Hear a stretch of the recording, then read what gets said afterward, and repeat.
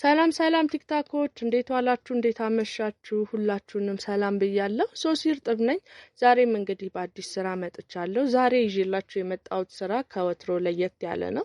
በቅርብ ማቃት ወዳጄ በደንብ ስራ ሲኖር የምታዘኝ የምታበረታታኝ ከነ ባለቤቷ በደንብ የምትደግፈኝ አንድ እህቴ ስራ አዛኝ ነበረ። ያም የታዘዝኩት ስራ የቅርብ ሰው አርፎ ለዛ ሰው ነፍስ ይማር እንድናበላ ነበር ኦርደር ያደረጉት። ለ100 ሰዎች የሚሆን ምግብ እንዳዘጋጅ ኦርደር አድርገውኛል።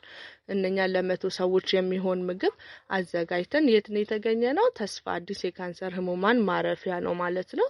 እዚህ የተለያዩ ስፔሻል ኒድ የሚያስፈልጋቸው ህጻናቶች አሉ። አብዛኞቹ የካንሰር ህሙማን ናቸው። ከነወላጆቻቸው ህክምና እስከሚጨርሱ ድረስ የሚያርፉበት ድርጅት ነው። ብዙዎቻችሁ ታውቁታላችሁ ብዬ አስባለሁ። 4 ኪሎ አካባቢ የሚገኝ ነው። ለ100 ሰዎች የሚሆን ምግብ አዘጋጅቼ ነው የመጣሁትኝ። ለተወሰኑ ሙስሊሞች እንዲሁም ለክርስቲያኖች እንዲሁም ደግሞ ለጾመኞች የሚሆን የተለያየ ቆንጆ የሆኑ ምግቦችን ነው አዘጋጅቼ ይዤ ሄድኩትኝ።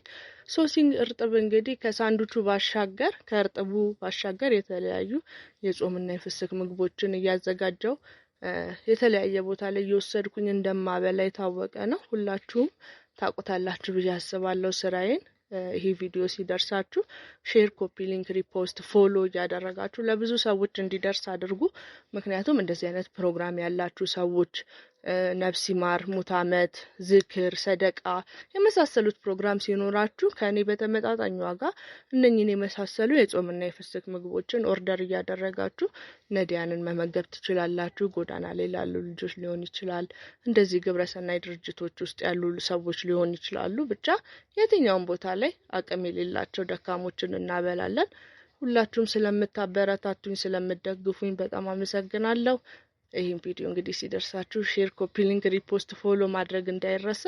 በጣም አመሰግናችኋለሁ። ምግቦቹ እንዲሁም የነበረን ጊዜ ከዚህ በመቀጠል ያለውን ይመስላል። ተጋበዙልኝ። መልካም ቀን። ሁላችሁንም አመሰግናለሁ።